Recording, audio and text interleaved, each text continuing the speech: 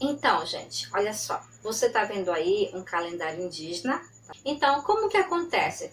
Os povos indígenas, eles associam, né, o tempo, o calendário com os fenômenos naturais. Como assim, professora? Olha só, eles demarcam o tempo conforme a época das chuvas, conforme a época do sol, da seca, das plantações. Sabiam disso? Então é dessa forma que eles associam, né? Eles demarcam o tempo, o calendário, tá bom? Do povo indígena. Então, olha só, acompanha aí, por exemplo, no mês de janeiro. O que você está vendo? Lá no mês de janeiro é a época das chuvas, né? Época também da colheita do milho, né? Esse é o mês de janeiro, tá certo?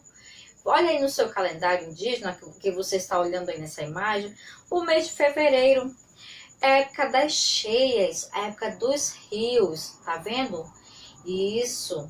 Então, no mês de março, o que acontece no mês de março, professora?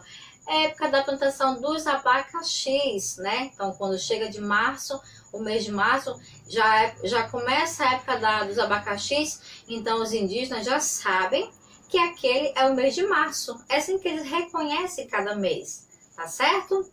E o mês de abril, como é que é, professora?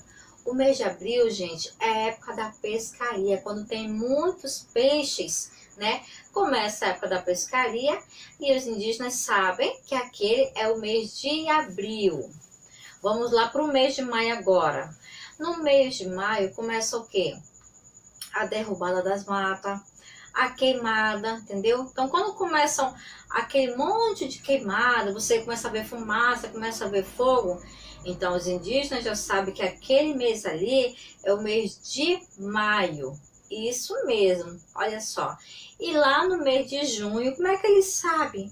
Eles começam a ver gaivotas, começam a ver as aves, né? Começam a ver as araras no céu. Então eles sabem que aquele mês é o mês de junho, é o mês das aves, né? E o mês de julho, como é que eles fazem para marcar o mês de julho? No mês de julho, as tartarugas, elas começam a botar ovos, sim. E aí deixam, né, os ovos lá na areia, né, nas praias. Então os indígenas já sabem que aquele mês é o mês de julho, tá bom? E o mês de agosto, professora, como é que eles sabem quando é o mês de agosto? No mês de agosto é a festa Guarape, mas já já você vai conhecer que festa é essa, tá bom? Vou trazer daqui a pouquinho para vocês. É uma festa que eles fazem, tá certo? E já já você vai conhecer.